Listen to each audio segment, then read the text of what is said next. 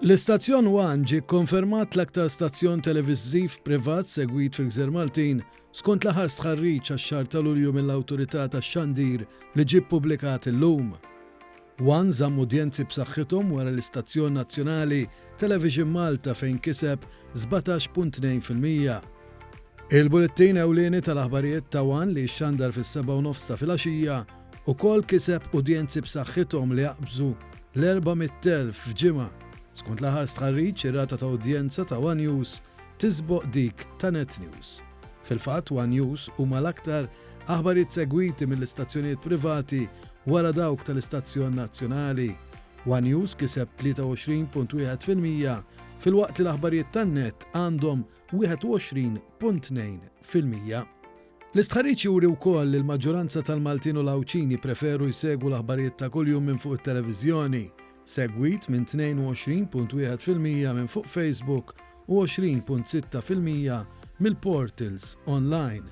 Dan minn barra programmi bħal Pjazza u Kumplimenti li xxandru wkoll fl-iskeda tas-sajf li kisbu udjenzi b'saħħithom u tniżlu ma' fost l-aktar programmi popolari. 1 Radio li xandar fuq 92.7 FM għandu wkoll rata b'saħħitha ta' udjenzi ta' 13.2% u jinsab ras imbras ma' Bay Radio.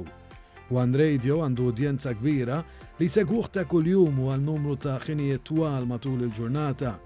1 Radio kiseb ukoll riżultati sodisfaċenti ħafna fil-popolarità tiegħu ma' udjenza żagħżugħa filwaqt li żamm l-udjenza tradizzjonali li dejjem kellu matul is-snin. Dan l-istħarriġ ikkonferma wkoll li 1 Radio huwa konsistenti b'numru ta' semmija regolari f'kull ħin tal-ġurnata mit-tnejn sal-ħadd. Fost l-aktar programmi segwiti nsibu l-breakfast shows mit-tnejn sal-ħadd ippreżentati minn Noel Camilleri, Pier Borċu u Josef Karwana u l-programm ta' diskussjoni Sibt il-Punt ippreżentat minn Manuel Mikallef. Fost dawk li jġbdu l-aktar ammont ta' semmija fil-ħin tagħhom fost l-istazzjonijiet kollha u għal-programm Quiz Aqqat il-kelma il-ħadd wara nofsinhar bi produzzjoni u preżentazzjoni ta' Anton Falzor.